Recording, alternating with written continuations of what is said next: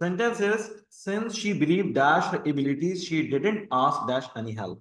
Options है in with for with about at for on for. अब यहाँ पे कह रहे हैं since she believed dash her abilities, उससे एतबार उसे यकीन है अपनी सलाहियतों पर she didn't ask dash any help, तो उसने फिर कोई मदद नहीं मांगी ऐसा, ठीक है। अब इस क्वेश्चन के अंदर सबसे पहले ये समझ लीजिए कि बिलीव्ड इन होगा या बिलीव विद होगा, बिलीव एट होगा या बिलीव ऑन होगा। सर अगर मैं ऑप्शन ए को देखूं और ऑप्शन डी को देखूं तो इन दोनों में चांस है कि यहां पर जो है वो हमारा ऑप्शन हो सकता है। अब मजे की बात है कि दोनों जगह फॉर है, फॉर तो बिल्कुल सही है सेकंड ब्लैंक के लिए, मगर फर्स्ट ब्लैंक में या तो इन आएगा या फिर ऑन आएगा। हम कहते हैं बिलीव्ड इन गॉड, हम अल्लाह पर ईमान रखते हैं, यानी कि हम अल्लाह की मौजूदगी पर ईमान रखते हैं।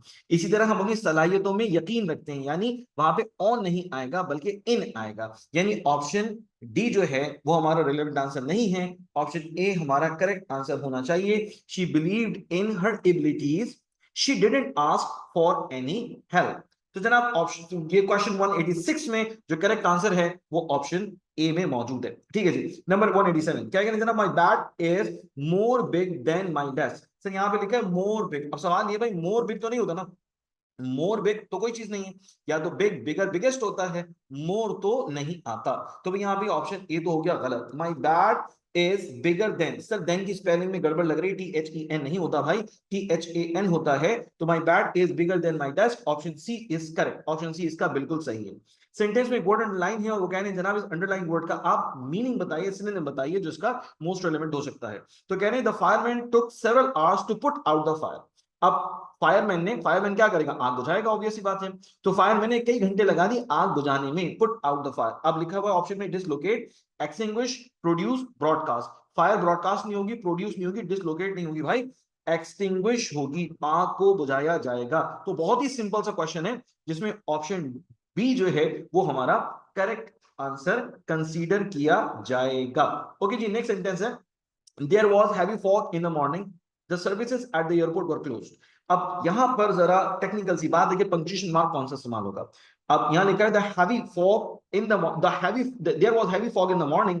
अब बहुत ज्यादा हैवी फॉग थी मॉर्निंग में, जिसकी वजह से जो सर्विसेज थी एयरपोर्ट भी उनको रोक दिया गया, उनको रोका गया है। रीजन बता रहे हैं, आगे रिलेट कर रहे हैं सिचुएशन को। तो भाई यहाँ पे कॉमा नहीं, कॉमा नहीं आएगा। सर कोई भी पंक्चुएशन मार्क नहीं आएगा, नहीं भाई पंक्चुएशन मार्क आएगा। सर कॉलन आएगा, नहीं सर कॉलन नहीं आएगा भाई, सेमी कॉलन आएगा। यानी कि ऑप्शन सी जिसमें सेमी कॉलन इस पिक्चर में दिखाई दे रहा है वो आना चाहिए। There was heavy fog in the morning, ठीक है, semicolon the services at the airport were closed, option C is the right answer. आगे चलते हैं, आगे लिखी हुई करेक्ट स्पेलिंग, ठीक है जनाब, मिस स्पेलिंग का क्वेश्चन मौजूद है और इसमें से हमें ढूंढनी है करेक्ट स्पेलिंग। तो भाई इसमें गिवन ऑप्शंस में से ऑप्शन डी है जिसमें करेक्ट स्पेलिंग मौजूद है, GRIEVOUS, यानी कि ऑप्शन डी हमारा करेक्ट आंसर इस क्वेश्चन में कंसीडर किया जाना चाहिए।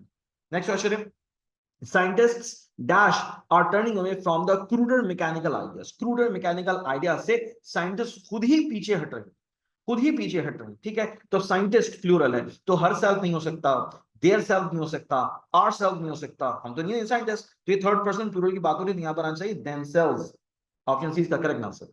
नेक्स्ट सेंटेंस लिखा है sick child has been sleeping, has been sleeping sir ये प्रेजेंट परफेक्ट कंटीन्यूअस का हेल्पिंग वर्ब और वर्ब फॉर्म है। तो यहाँ पे प्रेजेंट परफेक्ट कंटीन्यूअस टेंस बताना है, हमने बता दिया भाई, ऑप्शन ए इसका करेक्ट आंसर है। प्रेजेंट परफेक्ट में हैज इस्तेमाल होता है, पास्ट परफेक्ट में हैड इस्तेमाल होता है, प्रेजेंट कंटीन्यूअस में इज एम आर वर्ब की आईएनजी फॉर्म के साथ इस्तेमाल होता है। तो सेंटेंस में लिखा है has been sleeping, present perfect continuous इसका सेंटेंस। देखा भाई, our university has organized a conference to discuss the economical condition। Sir यहाँ पे तो यहाँ पर प्रॉब्लम नजर आ रहा है, सर इकोनॉमिकल कंडीशन तो नहीं होगा ना। Our university has organised a conference to discuss the conditions of economy, ठीक है, या to discuss the economic conditions. Economic conditions, economical conditions को डिस्कस नहीं कर रहे, मईशत के मामला को डिस्कस करने जा रहे हैं। तो यहाँ पे इकोनॉमिकल नहीं होना चाहिए भाई, इकोनॉमी होना चाहिए, ठीक है जी, क्लियर हो गया। अच्छा जी, तो यहाँ पर ऑप्शन डी जो होना चाहिए, ऑप्शन डी जो है उसमें एरर मौजूद है, इकोनॉमी, इकोनॉमिकल नहीं होगा, इकोनॉमी होगा। ओके जी, तो जनाब ये क्वेश्चंस कुछ ऐसे हैं जो कि अभी सबके सामने आ गए हैं। तो भाई मैंने इनके आंसर अभी आपके साथ डिस्कस कर लिए हैं, ठीक है। उसके बाद फिर मेरे सामने कुछ क्वेश्चन हैं जो कि लॉजिकल रीजनिंग से रिलेटेड है, तो भाई वो थोड़े से ब्लर लग रहे हैं, सही है ना। तो फिर मैं जो बिल्कुल ही क्लियर होंगे तो मैं उसके जवाब आपके साथ शेयर कर लेता हूँ। यहाँ पे कह रहे हैं 3 students X Y and Z are participating in 100 metre race. सही है ना, आप 100 मीटर की रेस में एक्स वाई जी ने पार्टिसिपेट किया, ठीक है जनाब। और फिर if X run faster than Y, अगर एक्स जो है, X runs faster than y, ठीक हो गया। एंड z runs faster than x, और z x से ज्यादा फास्टर दौड़ा है, देन हु विल विन। अब बच्चों वाली बात है भाई, अब सिंपल हो गया ना, इसमें कौन जीता होगा, इसमें z जीता होगा, z सबसे ज्यादा तेज है, z wins। ऑप्शन सी इसका करेक्ट आंसर है, ठीक है जी। अच्छा उसके बाद आगे चलते हैं नेक्स्ट क्वेश्चन पे। नेक्स्ट क्वेश्चन में कह रहे हैं द गवर्नमेंट, ये स्टेटमेंट दी गई है और उसमें वो बताने हैं हमें कोर्स ऑफ एक्शन के बारे में, ठीक है। अच्छा इसमें क्या कह रहे हैं, a large number of people die every year due to drinking polluted water, ठीक है।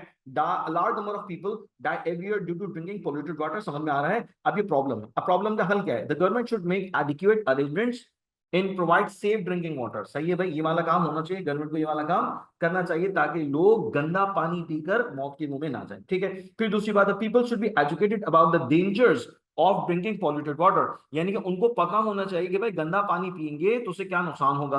अब जाहिर सी बात है, गंदा पानी से मुराद क्या है, जो कि पानी गंदला नजर आ रहा है, जो जिस पानी में जरासीम में जर्म्स है वो दिख तो नहीं रहे ना ऊपर से, मगर वो पीते हैं तो गैस्ट्रो की बीमारी होती है, दीगर बीमारियां होती हैं, तो उसके बारे में लोगों को बताया जाए कि भाई गंदा पानी पीने से, बॉयल के बगैर पानी पीने से बहुत सारी बीमारियां हो सकती है, तो लोग उससे बचने की कोशिश करेंगे।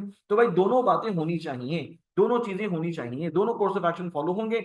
और फिर ऑप्शन डी इस तरह से हमारा करेक्ट आंसर कंसीडर होगा, both course of action 1 and 2 follows. बात समझ में आती है। आगे चलें, आगे क्वेश्चन में कह रहे हैं the majority of the people in locality belong to the low income group, उस लोकेलिटी में रहने वाले लोग जो हैं लो इनकम ग्रुप से ताल्लुक रखते हैं, okay. The quality of the products in the local supermarket is considerably lower than those in the other localities. ये जो लोकल सुपरमार्केट है, जाहिर सी बात है लोकल सुपरमार्केट कहां बनती है, लोकल लोकल सुपरमार्केट, असल सुपरमार्केट कह रहे होते हैं तो बात लगती है, ये कह रहे हैं लोकल सुपरमार्केट, सही है ना, इलाके की जो छोटी सुपरमार्केट बनी हुई है वहां पे। अब वहां पे कह रहे हैं कि कंसिडरेबली लोअर क्वालिटी होती है। अब जाहिर है कि वहां पे रहने वाले लोग जो है वो गरीब हैं, उनकी तनख्वाह कम है, तो सस्ती चीज खरीदना उनके लिए मुमकिन होता है, तो फिर वहां पे उस मार्केट में भी लोअर स्टैंडर्ड की प्रोडक्ट्स रखी गई होंगी। तो भाई ये सिंपल सिंपल केस बन रहा है कॉज एंड इफेक्ट का, ठीक है ना, कॉज एंड इफेक्ट का सिंपल सिंपल केस बन रहा है। अब यस, ये जो वहां पर रहने वाले लोगों की आमदन बहुत कम है उसकी वजह से लो स्टैंडर्ड की प्रोडक्ट्स रखी गई हैं, तो statement 1 is the cause and statement 2 is its effect, ठीक है जी। ये क्वेश्चन अभी हो जाता है लॉजिकल रीजनिंग का। अच्छा लॉजिकल रीजनिंग का कोई और क्वेश्चन भी अगर हमारे सामने आता है तो हम उसको देख लेते हैं, उस पर बात कर लेते हैं, right. Now we can see the question. ये पहला वाला क्वेश्चन तो इतना क्लियर नहीं हो रहा, समझ में नहीं आ रही उसकी वर्डिंग, तो पहले वाले क्वेश्चन को स्किप करते हैं, दूसरे वाले क्वेश्चन की बात करें जिसमें पैटर्न की बात करें, ठीक है। जिसमें पैटर्न की बात करें जरा गौर से देखिएगा, पैटर्न में तब्दीली कहीं आई है। पहले हम ना इन तीनों पैटर्न्स को देखते हैं, एक दो तीन, तीन पैटर्न है ना हमारे पास, ये पहला, ये दूसरा और ये तीसरा, ठीक है। पहले में क्या हो रहा है, स्क्वायर यहाँ पर है, सही है, ये पहले नंबर पर आ गया, फिर ये चौथे नंबर पर चला गया, फिर ये तीसरे नंबर पर आ गया, यानी अब जो स्क्वायर बनेगा तो किस नंबर पे होगा, वो दूसरे नंबर पर होगा। पहले से कहां गया, पहले से क्या चौथे पर, फिर चौथे से क्या तीसरे पे, फिर तीसरे कहां जाएगा, दूसरे पे जाएगा, ठीक है, क्लियर हो गया सर। अब आगे सर सर्कल जो है उसकी पोजीशन क्या चेंज हो रही है, सर यहाँ पे सर्कल मौजूद है सेकंड नंबर पे, सर्कल मौजूद है सेकंड नंबर पे, यहाँ सर्कल कहाँ आ गया पहले नंबर पे, फिर सर्कल कहाँ चला गया फोर्थ नंबर पे, तो अब सर्कल कहाँ आएगा, थर्ड नंबर पे आएगा, सर्कल कहाँ आएगा, थर्ड नंबर पर आएगा।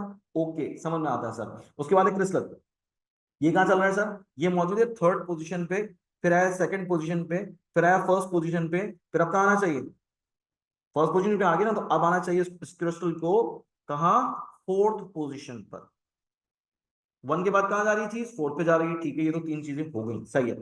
सर यहाँ पे स्क्वायर हो गया, अब रेक्टेंगल रह गया, रेक्टेंगल यहाँ पहली फिगर में कहाँ पर है, फोर्थ नंबर पर, फिर आया ये तीसरे पर, फिर आया दूसरे पर, फिर कहाँ आना चाहिए, पहले नंबर पर आना चाहिए, यानी मेरी वो ऑप्शन सही होगा जिसमें ट्राइंगल है, स्क्वायर है, सर्कल है, और फिर उसके बाद yes, yes yes, option B मेरा करेक्ट आंसर, ऑप्शन बी मेरा करेक्ट आंसर, ठीक है। अच्छा आगे चलें, आगे चलें, क्या कहना है इस पिक्चर में, कह रहे हैं all man are hard working some man are kings. तो सर इसकी डायग्राम बनाते हैं, सिलोजिज्म की वजह से क्वेश्चन हल होता है। ऑल मैन, तो मैन आ जाएगा अंदर, सही है ना, हार्ड वर्किंग आ जाएगा इधर, ठीक है, all man are hard working, okay. उसके बाद कह रहे हैं some man are kings, some man are kings, okay. सब मैन आर किंग्स हो गए। आप उसका कंक्लूजन क्या कह रहे हैं?